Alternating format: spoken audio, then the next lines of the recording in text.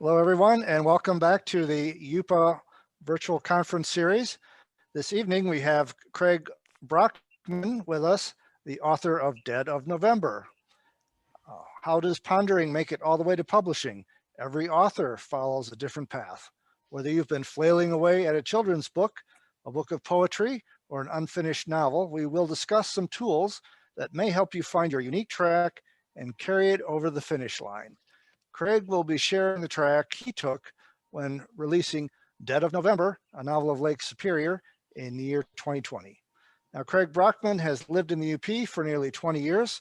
When he was employed by the Indian Health Service, Lake Superior State University, and other facilities.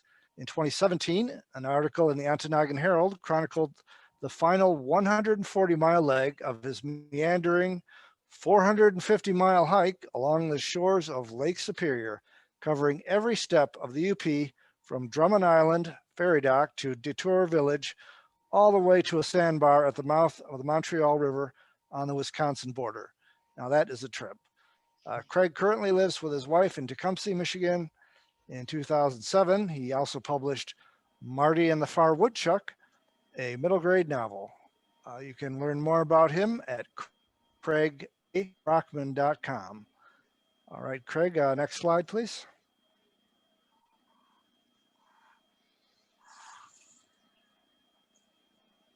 All right, Craig is just the first speaker in our 2021 lineup.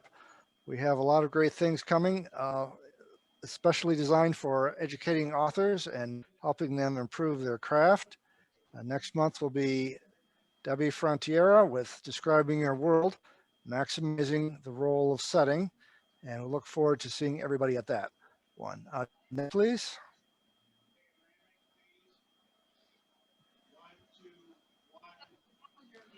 We also sponsor the UP Notable Book Club virtual meetups. Now, these are all special events with the authors who are the winners of the UP Notable Book Club Award for 2020. And coming up on February 11th, we'll have Phil Belfi, the author of Three Fires Unity, which is a really fascinating story of 400 years of the Indian in the Great Lakes area. All right, Craig, I'll turn it over to you for the rest of the presentation. Great. Well, I'm really glad to see everybody here. Hope you can hear me okay. Yeah, I had given this talk one time before locally, and geared kind of toward people who are brand new, maybe brand new to the world, but I think that it also might spark some interest in other people who've been hanging around for a while. And I know with the our audience that we see gathered here today, there's definitely people here who have more expertise in some of these areas than I do. And I sure hope that we get a chance to have some discussion. I plan this to last for about 40 minutes, maybe 45. I think we'll have a little time during it too, so you can kick in some ideas as I cross them, and it spurs some interest for you. And then I hope we have some time just for open discussion at the end, because the goal is really to help people get to the finish line if they're thinking about whether it's a children's book.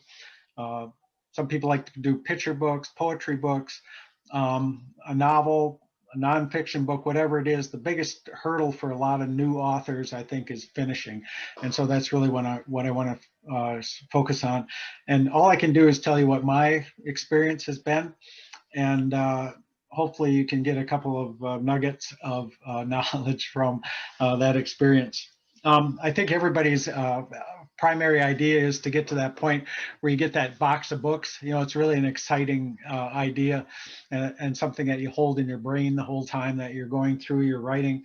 And it's just the smell of the ink, cracking open the box and everything else. It's just really a feeling of exhilaration.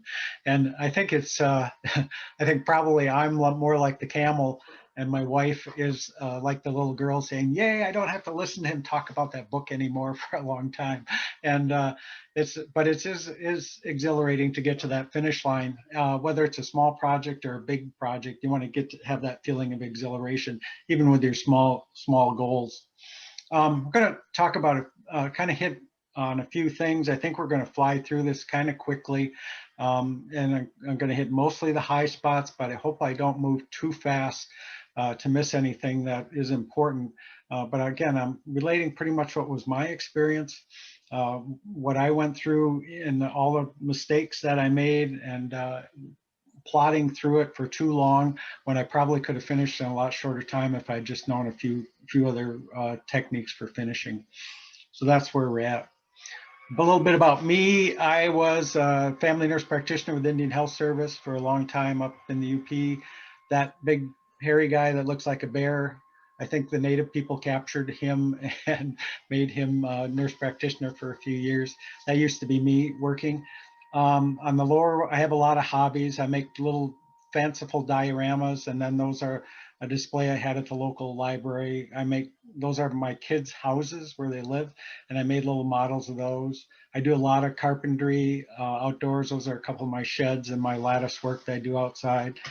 And musician. I was a Christian musician, music writer for a long time, and my music's all on Spotify, iTunes, any place you want to go for that. But I haven't actually done that for a long time. My son is a music producer, and he helped me finally archive all that stuff and get it together in a batch. So that's another one of my interests is music.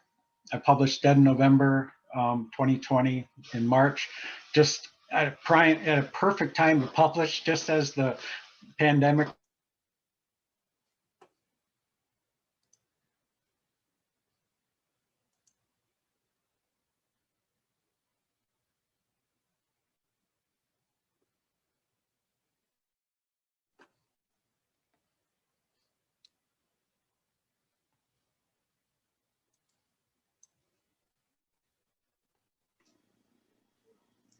Have we lost the audio?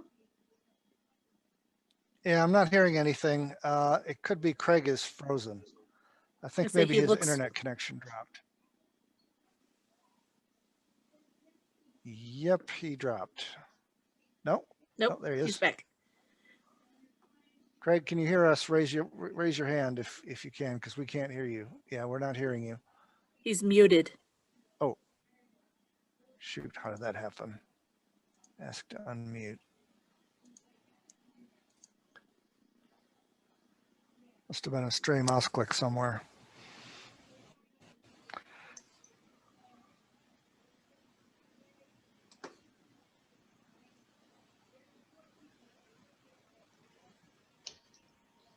Can you hear me now? I hear somebody now. I'm all back. So Okay. Yes. I hope it wasn't me. I don't know. I have a great network here. I've never been dropped before, but I'll take responsibility for this one. So I'll keep going. See where I'm at.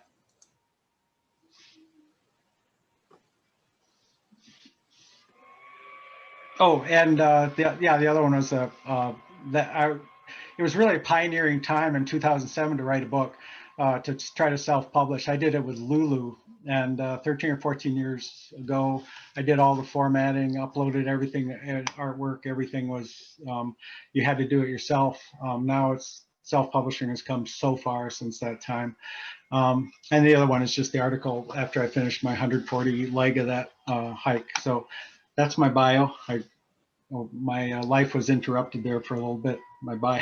So back to the craft of writing. I think a few years ago, I was in a creative writing class in a local college here, and the teacher really talked to us about the imposter syndrome. I think every professional kind of is aware of that concept, where you're afraid that someday someone's going to discover that you really aren't as good as you think that you are. And whether you're in a medical profession or an artistic profession or in sales or business, you kind of carry with you that idea of maybe somebody's going to discover that I'm a fraud, that I'm an imposter. But I think that as a writer, you have to overcome that and start calling yourself a writer. And I think particularly for young writers or new fledgling writers, that's kind of a big hurdle to overcome, where you actually start calling yourself a writer and where you begin to work like a writer and write like a writer. Because there's some cool perks that come with writing. I love to take writing retreats. And the one on the left is my daughter's property up north of Petoskey, where she's got, there's an old Amish barn. I love to go there and write. The one on the top, there's a Orthodox Romanian monastery that's about 15 minutes from our house here, and they'll let you stay there. And that's an awesome place to get away to write. And I'm looking for Airbnb cottages. The one on the bottom was an Airbnb cottage where I stole away to write for a while. So one of the perks of writing is that you can claim that you're going on writing retreats and spend time away. And I genuinely do get some writing done when I'm on those retreats. But one of the perks of calling yourself a writer. But most days, this is where I'm at. On the right is my iPad with my $25 Logitech Bluetooth keyboard. That's what I do all my work on. I'll explain that a little bit later. And then the rest of the time is just a mess of notes and other junk while I'm looking out the window watching the bird feeder. So I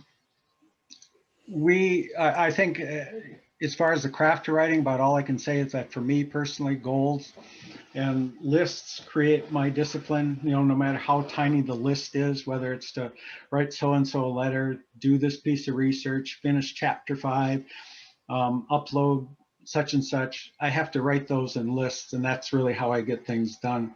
And then I set general goals, say I want to get this book done by 2022 or something like that, so that I'm always headed in a direction. I think that that's critical for someone that's trying to tackle a big project like a book. And again, whether it's a children's book or a book of poetry, or whether it's a novel or nonfiction, it's kind of the same principles. The craft of writing involves a lot of writing. I think you just have to keep writing and writing. And for me, I think when I started out, I thought I really want to become more accomplished in a short period of time. And that's why I took creative writing classes and stuff. But writing is an evolution. And I know that there's people that are in this group now that have a lot more experience, a lot longer as writers than me. And even, I'm sure you would admit that your writing continues to evolve even after you've been writing for decades. So, excuse me. I think that I want to talk a little bit, if you're going to have the craft of writing, then you want to hone your craft no matter what you do. And there are certain tools and resources that make your writing better. One of the tools I think that is kind of popular is Scrivener. Maybe a lot of you have heard of Scrivener. I like, this is a screenshot of Scrivener on my iPad. There's an example of how I had my chapter set up for Dead of November, which initially I called Superior Ghost Story. But Scrivener is kind of cool because it lays it out all into these, each chapter is like a file, and then you can write, and if you want to move this chapter up above that one because it works better, you can just move it in Scrivener. The other thing, if you're a 3x5 card corkboard kind of person, in Scrivener you can create corkboards with all your 3x5 cards on it and arrange them and write it. I find Scrivener is a pretty steep learning curve, and I probably only use about 10% of what it's capable of doing. And the thing for me is that I write the whole book. Right now I'm just finishing another book. It's called Curve of the Earth, which is about what if Lazarus, in the Bible, what if Lazarus didn't die again after he was raised from the dead? It just seemed wrong that he'd have to go through death again after being raised. So I'm just wrapping this book up this year. And but I use Scrivener in that one too, where I laid out all the chapters. And then after I get the first draft or two done, then the thing that's cool about Scrivener is you just push a couple of buttons and it formats your manuscript for you. You can you can create a whole manuscript with just a couple of clicks. And whatever format or however you want that manuscript, it will write that in a couple of clicks, and then I transfer it over into Word. This is Word on iPad. I love using Word on iPad because I can use split screen on iPad, and on the left I can do my research. I can have the, I guess that's this is left because I'm in the mirror image, because then you can mirror, you can look up words, you have your thesaurus sitting there. If you have to do a little bit of research, you can do it in that split screen at the same time, looking at maps and stuff like that. The book I'm working on now, Curve of the Earth, takes place in the first few centuries of the first millennia. So it's just tons of research and rechecking and looking for names and creating names and that kind of stuff. So I was using that split screen function with the iPad all the time. So again, I'm just talking about how I do it. Everybody has different approaches to their writing and things that they become familiar with too. Of course, there's resources when you're honing that craft of writing. I think everybody pretty much is familiar with Bird by Bird. It's just, for me, it's the Bible of writing. My whole world of writing and the way I looked at writing changed after I read Bird by Bird by Anne Lamott. It's hilarious. It's like belly laughs funny to get through, but she's also brilliant in the way that she approaches writing. And the 90-Day Novel by Alan Watt is really cool. Like he says, unlock the story within.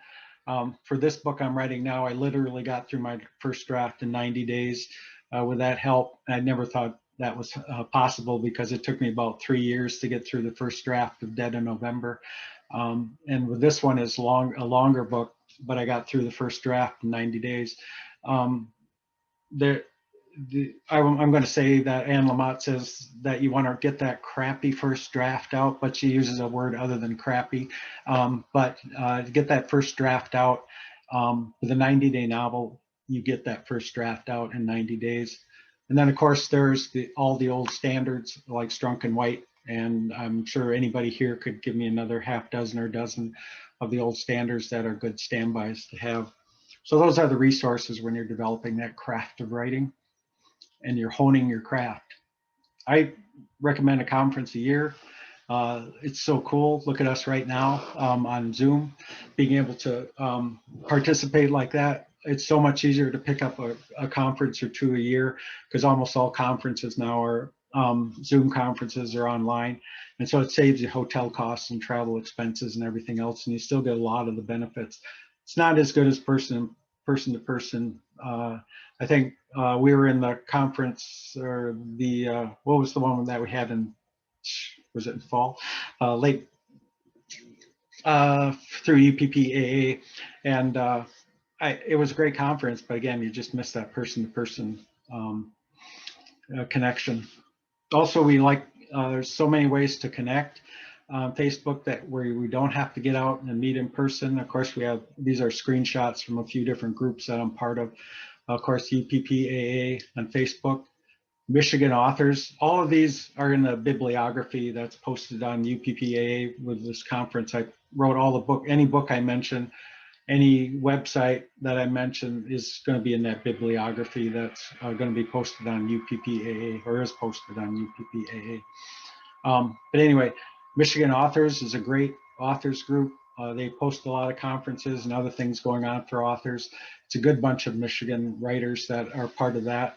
Written in the Mitten is fun.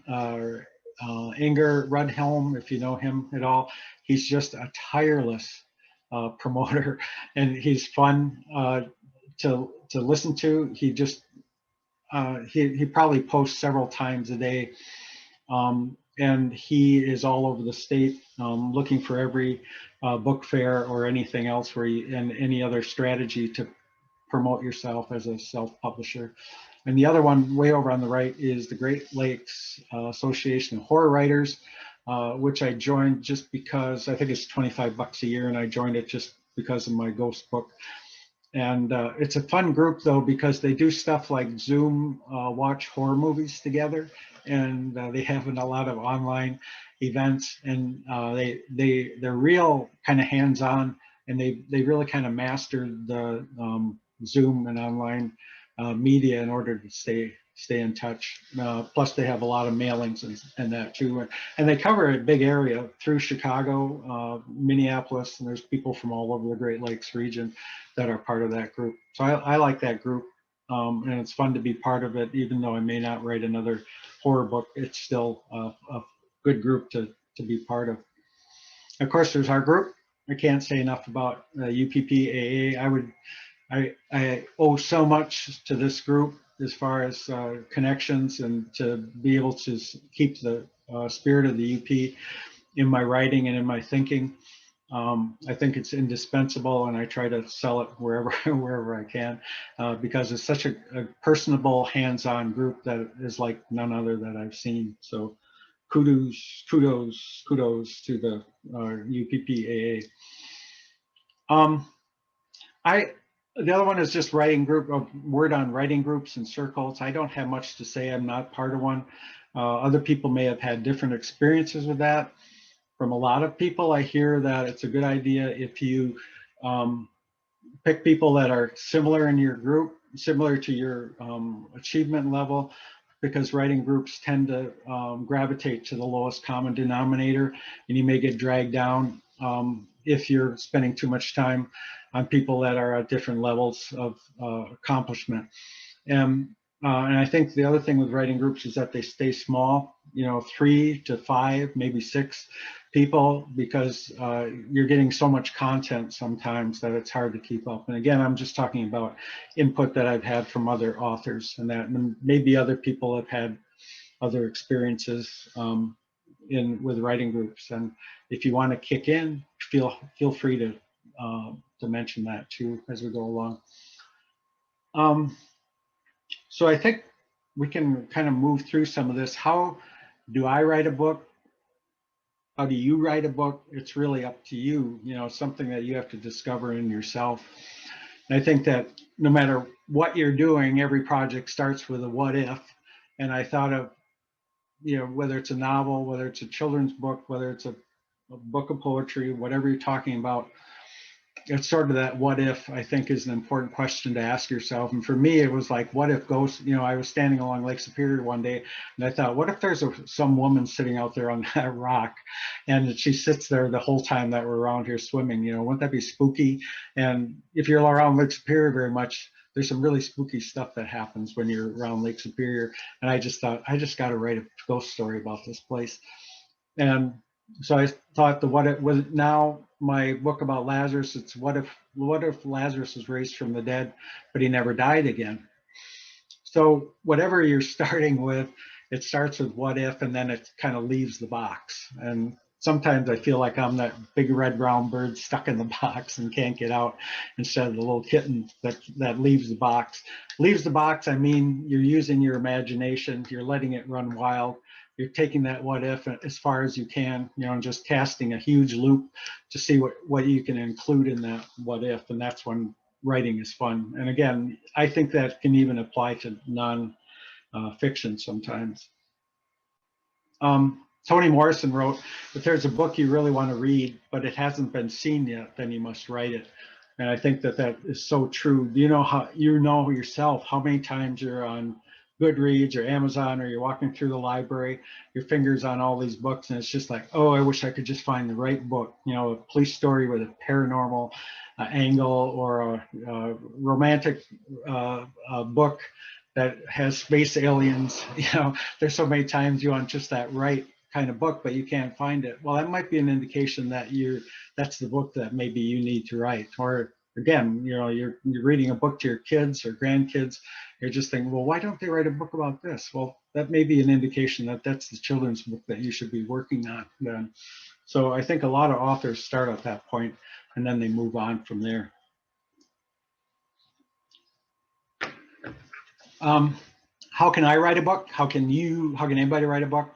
All of us have heard probably of the pantsers or the plotters. There's the people who are right by the seat of their pants. I think of Stephen King as a famous pantser, who just basically starts writing, and then he just lays out the whole story as he goes along. And then there's the plotters, they're the people that write endless outlines, pages of outlines before they start their work. I'm probably in between, mostly a pantser. Ending. I probably like to start with an ending, and then come up with the beginning, and then the middle is the arch between those two. But there's a lot of different ways to approach it, not necessarily in that order. For me, again, all I can do is share what my experience has been.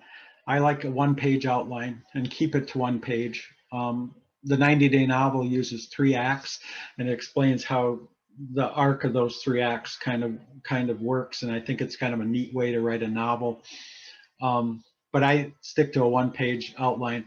For this book I'm writing now, and also for Dead in November, I just started out with a bunch of what I call vignettes, and writers usually call these scenes. And I just thought, what are some things I want to see if I'm writing a ghost story about Lake Superior? I want to have somebody in a cabin, you know. And so I wrote a chapter, I wrote a scene, a vignette about somebody seeing a ghost in a cabin. And then I wrote, you know, I thought, what if there's, you know, in my book Dead in November, there's an old infirmary there, and a lot of people don't know that infirmary, it actually sits in Sault Ste. Marie. And there's actually the infirmary from Fort Brady is actually an apartment house. I think probably the people who live in the apartments don't even know that used to be the old infirmary for Fort Brady. And I thought it was a really spooky place, so I included it in my book, and I wrote a vignette about what it would be like to be in that old infirmary. And so I started to write those vignettes, and I laid them out, and I suddenly realized that those are my chapters. And I just strung them together and began to write other scenes that would string those together. And once I got to that point, the writing Dead in November went really fast. And I did that for the book I'm writing currently too. I wrote several scenes that actually became the chapters of the book, and they kind of were the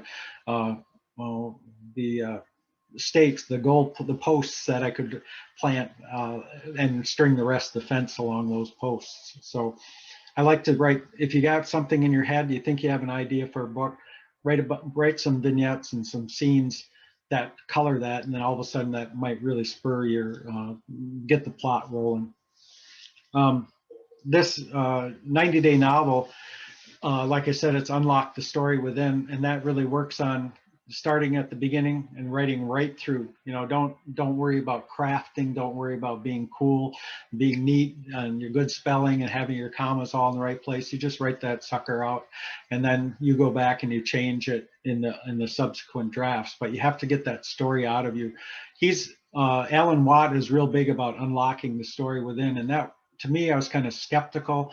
But with this book that I'm writing now, it was amazing how much of the story was already inside of me and already just developed. There's a reason why you're gravitated toward one story or gravitated toward a project like a children's book or even a book of poetry.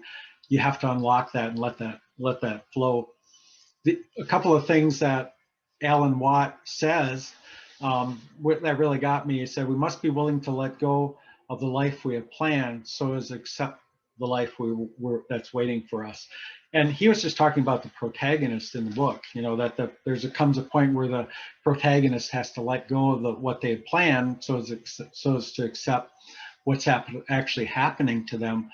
And there's things like that where you just kind of stop and say, whoa, that kind of applies to me. You know, I've got a point where I have to let go of what I planned in order to accept what's actually happening to me. And you realize that this novel or this thing that you're writing is actually you know, it's actually coming out of you for a reason. It says, we do not try to control the world of our story. Our characters will resent us. I'm sorry, I can't see it because I'm behind the pictures. We do not try to control the world of our story. Our characters will resent us, and our imagination will pick up its ball and go home. So he has just a lot of really cool things like that in order that he has within the course of the book. And you probably learn more about yourself than you do about writing, going through the 90-day novel. So you have your first draft, you write it from beginning to end, boom, and then you have your second draft, which you kind of build onto the bones. Again, I'm talking about the way I do it. And I think it's almost like an artist, that the first draft is the outline, is the sketch. The second draft, you begin to paint in the lines and build the bones.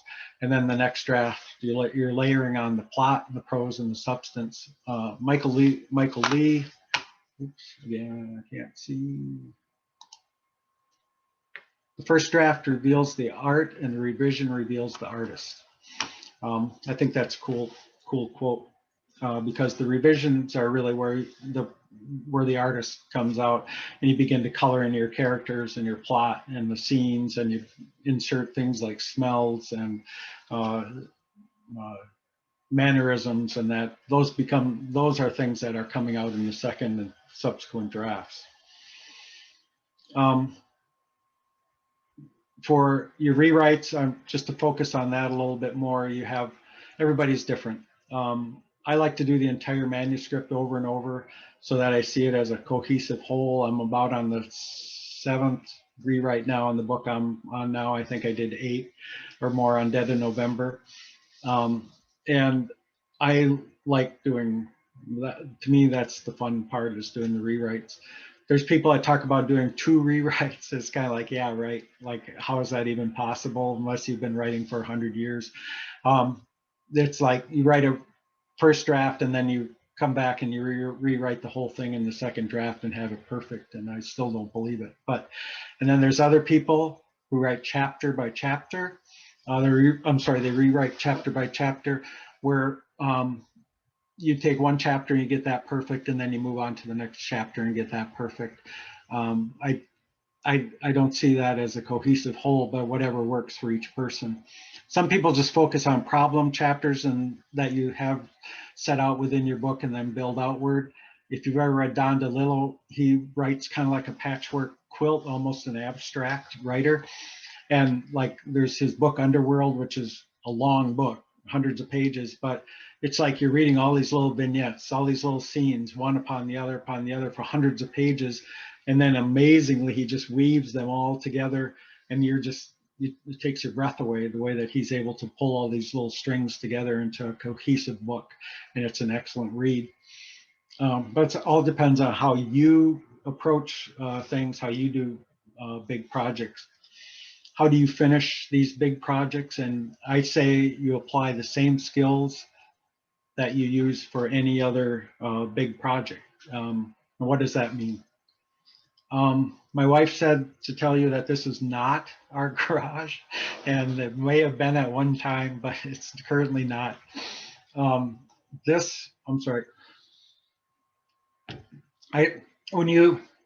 As everybody looks at this, think about, what are you going to do first? And we've all faced this kind of dilemma, whether it's a basement or a garage. And every one of us would look at this, and I really like the scrap wood over in the corner. I'll probably start picking that up first and getting that in order. Definitely get that big branch out of the way. Some people think they put away the power tools. Everybody's, or otherwise you could just grab the door and pull it down and forget about it. But everybody has a different way of doing things like this. And so really, to finish a big project, you have to think about, how do you manage things like this? Bird by bird, the idea in Bird by Bird to finish, she was sitting at a table with her, I think her younger brother. They were doing homework, and Lamont, when they're kids, and her brother was crying and worrying because he had to do this huge project on all the birds of North America. And he's just so stressed out because this thing was due the next day or something. And he cried to his dad, how do I finish this? And his dad said, bird by bird.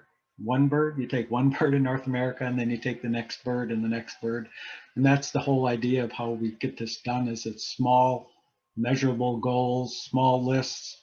I think they're indispensable to creating discipline. So, and with whatever these projects are, I think ultimately you think years and not weeks. If you get stressed out because you're not getting things done, you realize that writing a book may take years and not weeks or months. I love these next 2 quotes are ones I gathered from forums that I was looking at, writing forums. And the first one, a kid was saying, I have 7,500 pages. Is it time for me to find an editor for my novel? 7,500 words. He said, is it time for me to find an editor for my novel? And, a few of us kind of kicked in, and it was kind of like, well, I think he probably should be thinking of 90 to 100,000 words, because he was saying he's got all these characters and all these things are going together. And he said, maybe an editor would help me sort this all out. And it was kind of like, No, I think you probably have about another 90,000 words that you have to get through. And in the course of the forum, I just said, you know, how did you finish other big things? You know, did you ever get a degree? You know, did you ever build something? Or, you know, how did you graduate from high school? And he said, I never completed anything before. And to me, that kind of blew me away. And I said, well, where do you start? You know, you have to be able to have some reference to something that you completed at one time. You have to figure out how to complete things. The other one kind of caught me too, was from a forum. A woman was writing, and she said, well, I'm trudging through my second draft.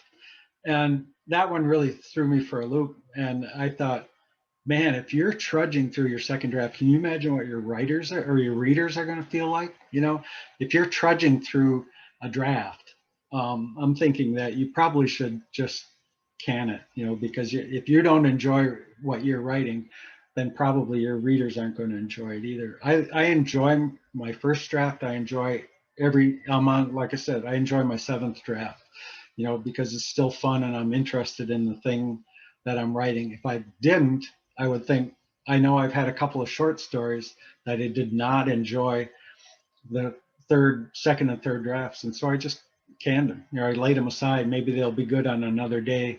But when I get to that point where I'm not enjoying it, I know for a fact that my readers are not going to enjoy it either. So let's get back on our outline here. I think I'm talking a little bit about readers. And does anybody else have anything to say? We still have a little time yet. I'm coming in for landing here, not too long, but I don't know if somebody's just champing the bit to kick something in. So no, I'll bring it in for a landing then, and then we can continue. Alpha readers, I like. You know, we all love our alpha readers. Probably we love them because they're family members or people who are close to us. You ask those first readers to be brutally honest, and they almost never are, except for my wife, who reads like 2 books a week, and she has a BS detector as a reader like I've never seen. She knows when something that's being written isn't on track, and she picks it up. And I have 1 or 2 other people that are kind of like that. With the book I'm writing now, I've seen advice where it says hide your flame and no one should see it too soon. No one should see what you're writing too soon. I really agree with that. I got through 2 or 3 drafts of the book I'm writing now without letting anybody else see it. And it was a much better experience for the readers to be able to see the whole thing rather than having been fed little bits of it along the way. And it's also a lot more exciting as a writer to be able to be hiding this flame for all this while and then being able to just reveal it and say, hey, look at what I did. You want to read it? Usually then I'll give it a rest for a couple of weeks or just lay it aside for a couple of months and let it ferment, and then come back to it and look at it again, whether it's a short story or essay or whatever. I like to let it sit for a while because I always change it when I come back. Then we have beta readers, which are kind of people that you bring on track after you have a pretty good draft or a couple of drafts. You ask them to be brutally honest. With this book, I'm just getting my manuscripts back from my beta readers. I had about 5. I think I'll have about 7 beta readers for this one total.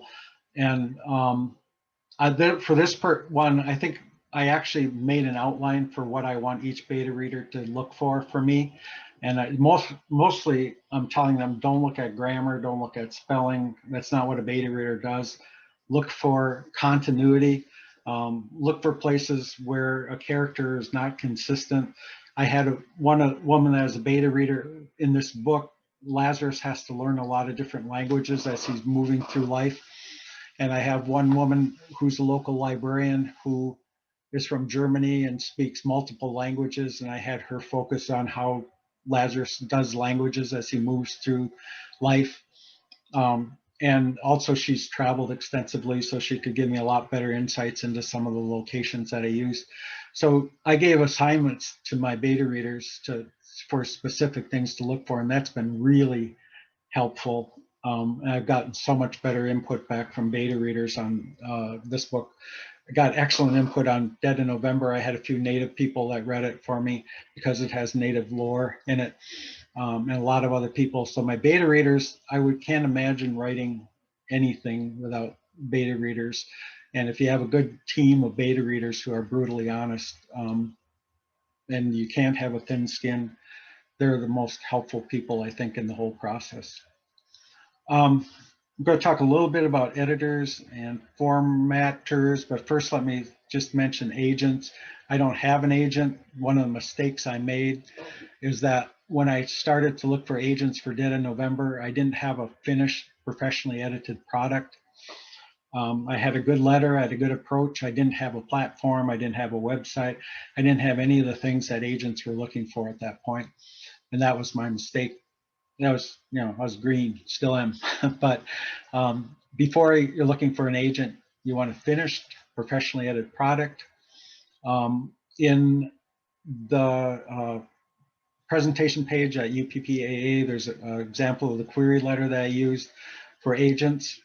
I would say cast a huge net, start with a few. I started with 5, I think, agents, and then I spread out to 10, and then I think I ultimately did about 30 or 35.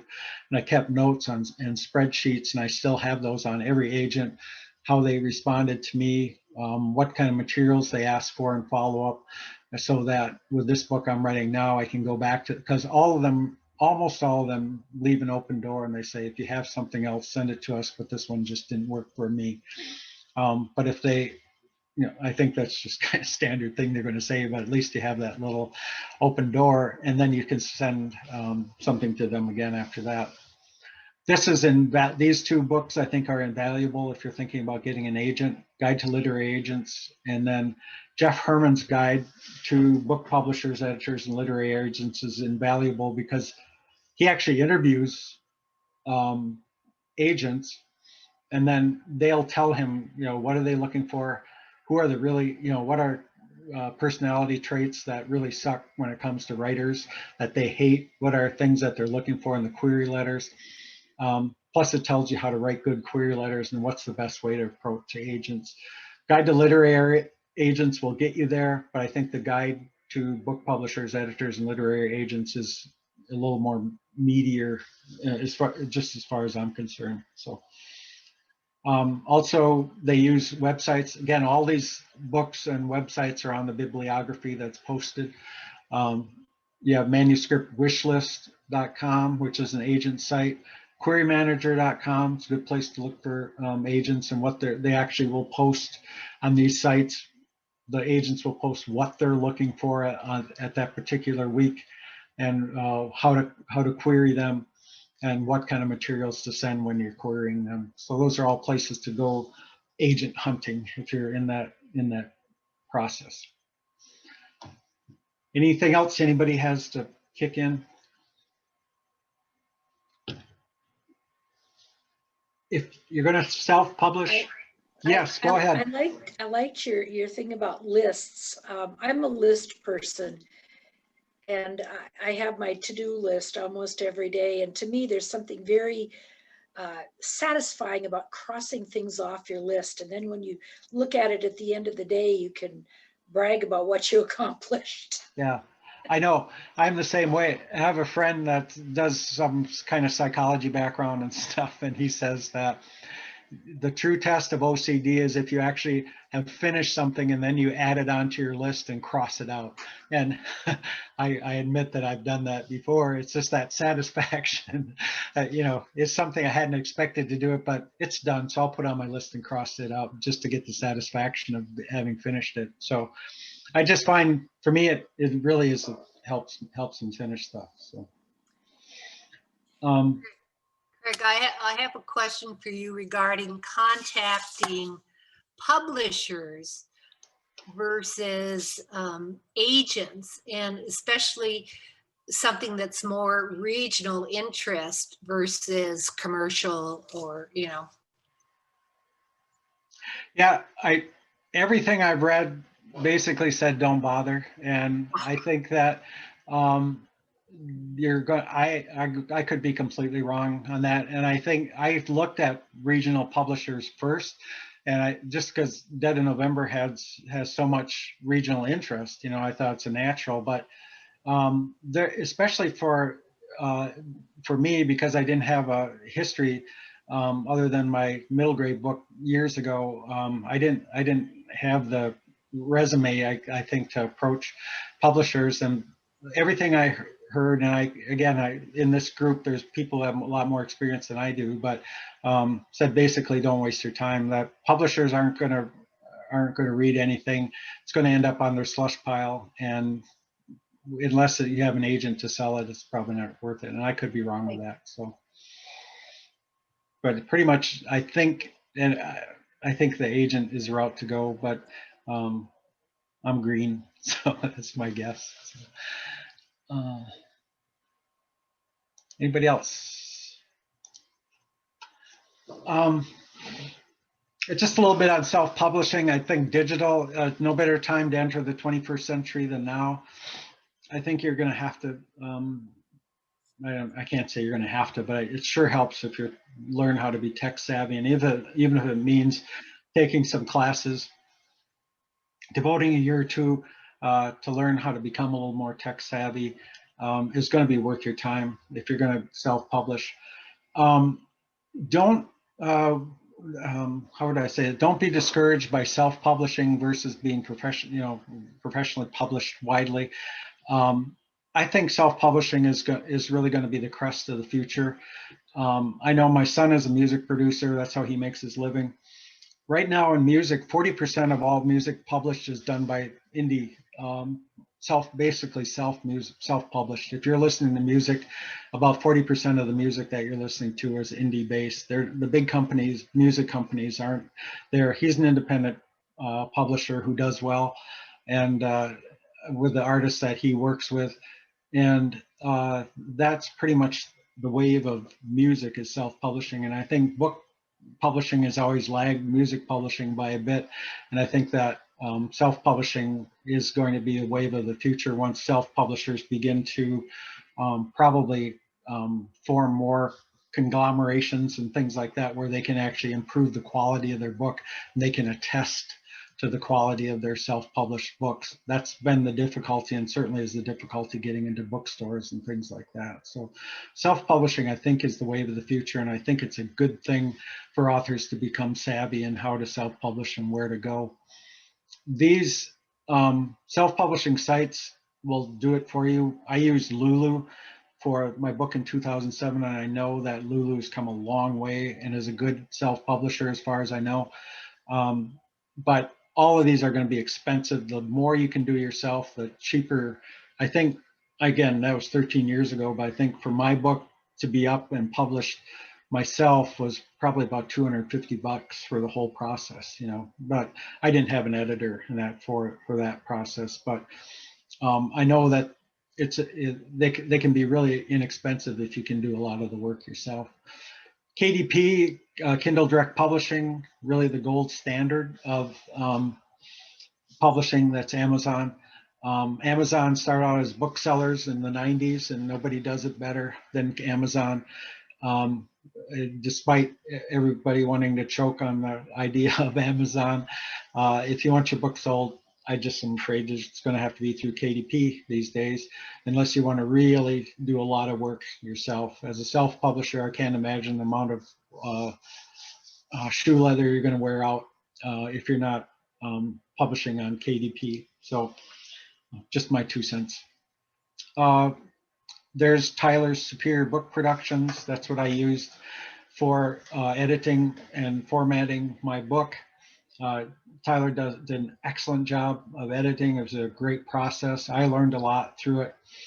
I can't say enough about Tyler's competence as an editor. I think your whole cost to self-publish, I think for a novel, you're going to have to think about $2,000 to $3,000 by the time you get a case of books in your house, depending on what there's certainly ways you can cut the cost, but that's kind of a round number. And no matter what you do, You have to be hands-on. I don't think you can just hand your book over to an editor or a formatter or an artist and say, make me a book cover, edit my novel and then just sit back and let it happen. You're going to have to be involved because the editor doesn't know your world, doesn't know the world that you're writing from. There may be things that the editor doesn't see the same way that you do, and you may not want to change everything that the editor suggests that you change. Same with your book cover. I worked hard to get my book cover just the way I wanted it, and working with Larry was really good because he's a good graphic artist and was able to help me get the book cover that I really wanted in the way that I wanted it to look. And you have to work with these people hands-on. And if you're writing a children's book, you're dealing with artists and other people like that. You can't just hand something over to them and then cross your fingers and hope that you get the product that you want. You're not going to get the product that you want. And even if it's Lulu or other self-publishing formats, KDP, you're going to have to work with that through the process, get your galleys, get your first run books back, look them over, and be sure that it's actually what you want. I use, of course, ISBN numbers, Library of Congress numbers are things you're going to need as a self-publisher. You go to Bowker for that. Be sure you own your numbers. That's my suggestion. Don't let a self-publishing company own your numbers, those ISBN numbers. You want to keep them for yourself. There's always a possibility that an agent or somebody else will pick you up someday. Or if you want to put your book in Ingram so bookstores can get it, then you're going to want to own your numbers as time goes by. And every week, another fly-by-night publisher shows up. And if you're on Facebook for more than 15 minutes, you're going to get accosted by several fly-by-night publishers and people who will gladly say that they're publishing your book for you for a couple $1,000s, and basically you have a clunker that sits there and does nothing. So do your homework when you're coming to that point. Cost marketing, just a few words on that. Always count the cost of marketing. I'm not that concerned about making money at this because I know I'm not going to make a lot of money at it, but I sure as heck don't want to lose money. You can lose money awfully fast when you're thinking of marketing. If you spend $100 on marketing, you're going to have to sell 20 books, 10 or 20 books at minimum in order to make that up. If you're spending $1,000 on marketing, whatever you spent it on had better sell you 200 or 400 books. Otherwise, you threw your money away. And like Carol Howard Johnson mentioned, don't pay for reviews. I just was in on a forum where everybody was talking about how wonderful it is to pay $350 for reviews or more. And you realize how many books you have to sell. Is that review really going to sell you 400 books or 300 books? It's not likely. If you do your homework, make your connections, you can get some pretty decent reviews for any book. And I know that most of us can pick up on the fake reviews or the purchased reviews when we see them on an author's site. So I think Carol Howard Johnson's advice not to pay for reviews, it's debatable, but I think it's good advice overall. I'll just kind of work through some of this quickly. Web page, I used Wix for my website. It took me it's an awesome website. It probably took me an hour and a half from beginning to end to set the whole thing up. And I was able to put my music on there, a bio, I have different pages that, like even for an event like this, I can post that. When I published in UP Reader, I can post that on my website. So I think for a writer, it's really invaluable to have a website. Little bit of printed material. The one on the left is actually from an editor that I met a couple of years ago at a conference in Indiana, I think. Just kind of a cool little handout, 10 tips for writer from an editor.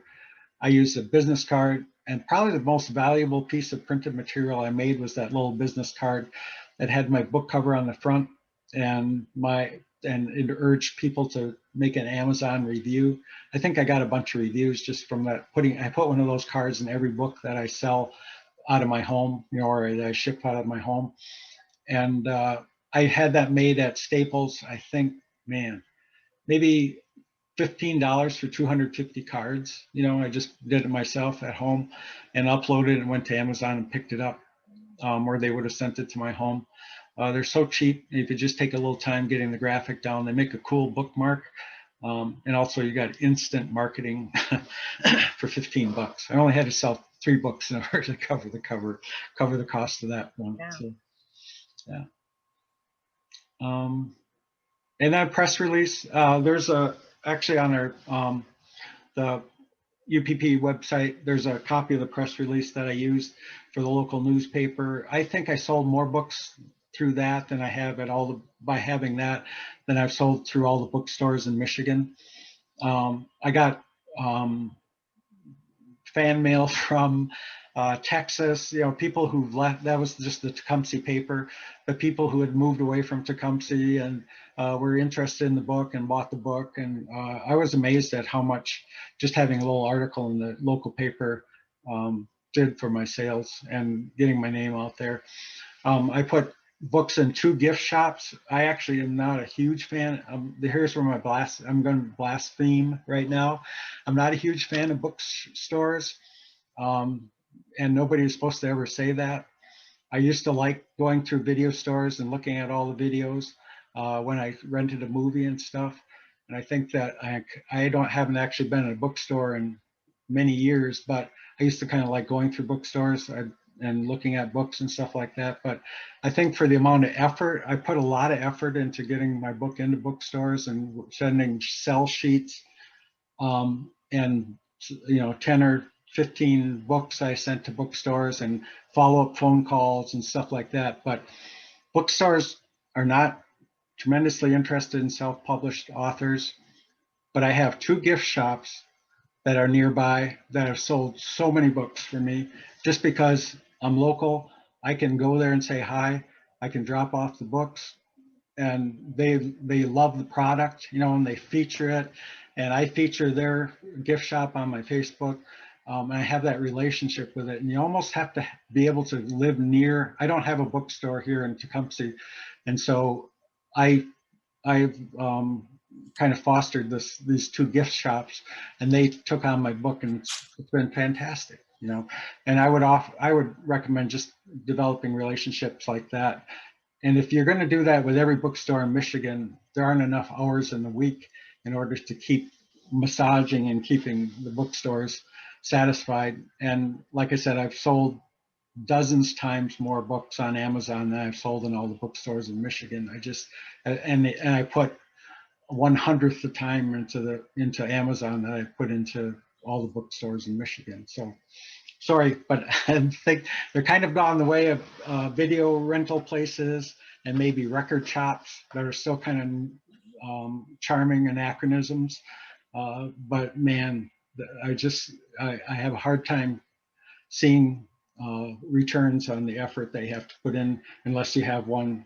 Like I know Marquette has an excellent bookstore, Sault Ste. Marie has an excellent bookstore. And if you're close enough to be able to pump them, then I think that you're going to be profitable. But now I'm going to be officially excommunicated from writing for those words, I think. So I keep I also recommend creating a business. Pretty easy to do. You just need a DBA. I think doing business as number cost me $10 at the county office. And then I can do write-offs, keep tabs of my income and my expenses, and you get tax breaks for writing. And as long as I'm profitable, which this year I will be, and it's kind of cool. It looks professional. I've designed my own little logo, Curb the Earth Publishing, and I use that for my letterhead and everything else. And so I think it gives you, especially if you're dealing with some bookstores and dealing with people that you're trying to get to pick up your book, dealing with agents, that little tiny investment of creating a business is indispensable. We did it. We made it to the end. So this is a place, last summer I was down in West Virginia. We did an Airbnb at and this was one of my little writing retreats, sitting by this pasture at about 95 degrees outside, writing in the shade. It was awesome. It's the first time I'd ever been to West Virginia. and it was as beautiful as John Denver sang that it was. So, and I really enjoyed it. So I hope people have other things. These are the, this is my bibliography, which is posted on UPPAA. This is the query letter. There is my sell sheet that I sent to bookstores, etc.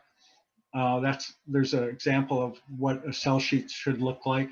And there's an example of what my press release looked like that I sent to the local ones. Those are all materials that are on the UPPA website on this conference site. Only a few minutes late. How we doing? You're doing great, Craig. I just want to tell you, you're not alone, and I can no longer go into a bookstore because I've had so many bad experiences trying to sell books there.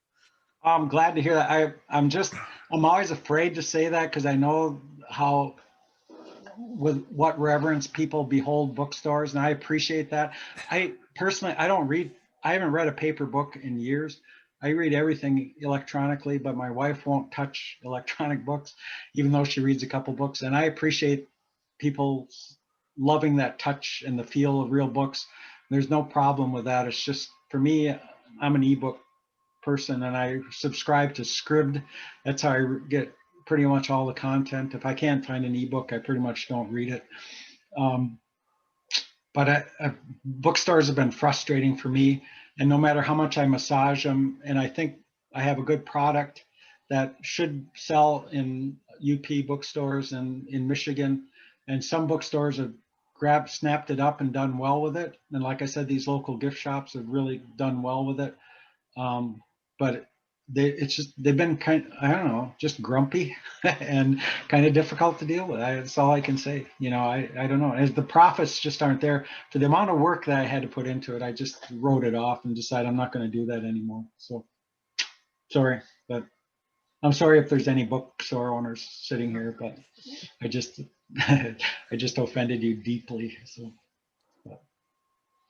Anybody else? I know that there's people sitting here that know more about this stuff than I do. So, and UPPAA is some like my second home. Yes, Maria. Well, I have a very naive question, and maybe I know the answer, but I just want to confirm this or not.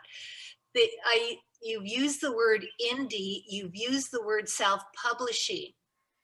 Are they one and the same? And is one more positive to use versus the opposite? Wow, that's a good question. That just occurred to me a couple days ago, and I think indie is the way to go. But what do you guys know about that?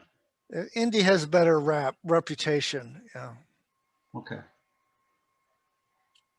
Yeah, just heard that a couple of days ago, and I thought of the same question. You know, to stop using the term self-published and say indie publisher, because I know that that's the tag in music. You know, you're an indie musician.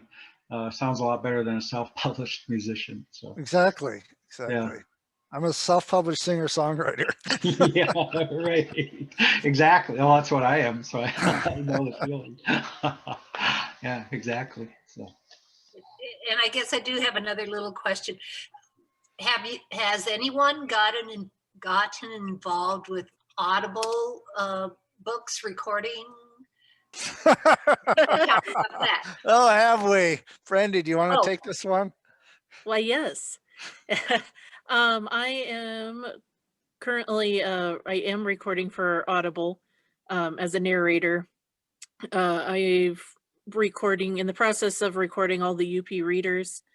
So UP Reader 4 and 1 should be, once it works its way through the system, coming out here soon. And most narrators on Audible are independent artists themselves. So if you are interested in audiobooks, contact me. I can, and you like how I sound over an iPad and whatnot. So like I've read Craig's story in the UP Reader 4, and that where he could listen to his own story and go, oh yeah. So it runs anywhere from starting at $50 per finished hour up. depending, you know, on various factors, but that's kind of what you want to figure on. And the Audible, I do believe when you upload it gives you an estimated time once you upload your work, how many hours it will in fact take you.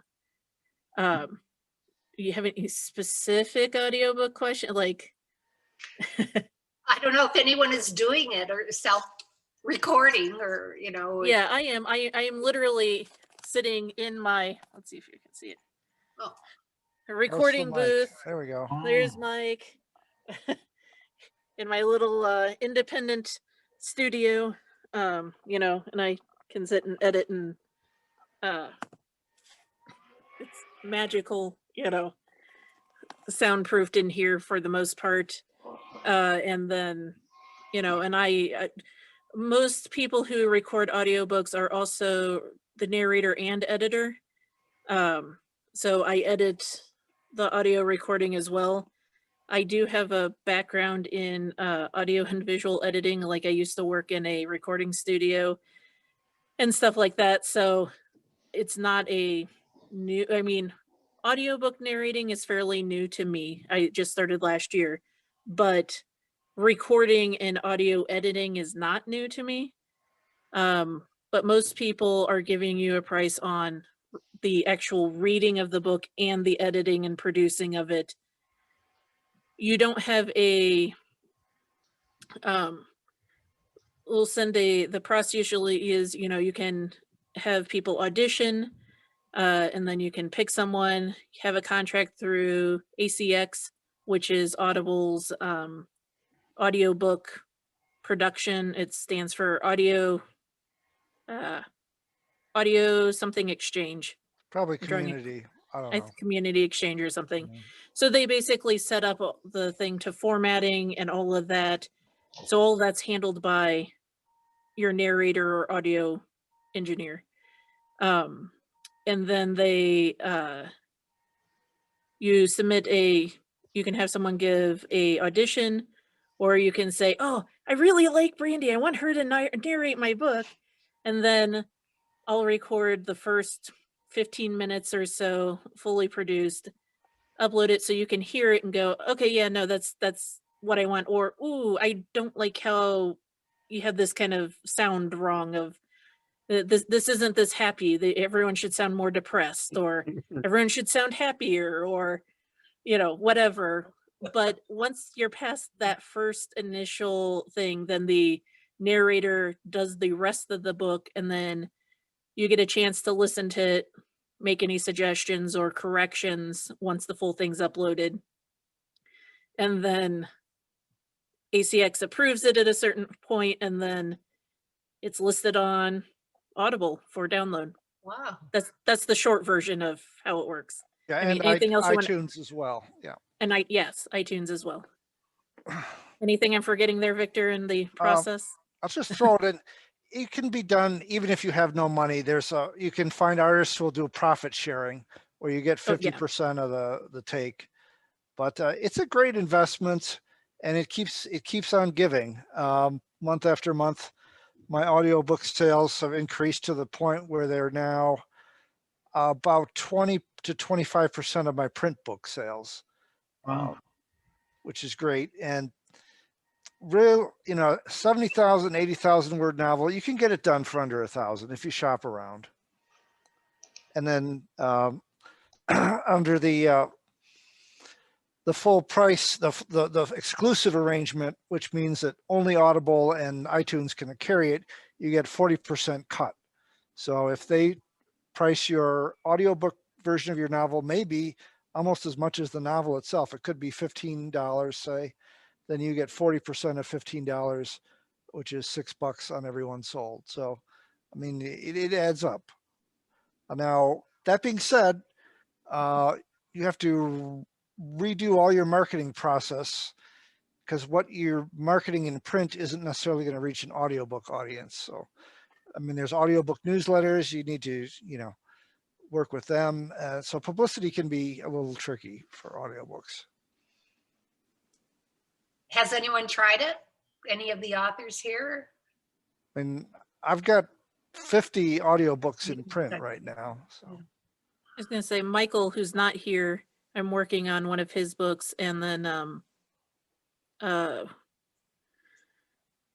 who's next? Raymond Luchek. Yeah, Raymond Luchek is next as well. So they're both UPA members that are having books recorded. Okay. Well, the only thing I just want to conclude by, for me, is saying Craig did a great job. I learned a lot from him too. Thank you. Yeah, thank you, Craig. That was a really great overview. When I saw your slide deck, I'm like, there's no way he's going to get through this, but that was very well done. Excellent, thanks.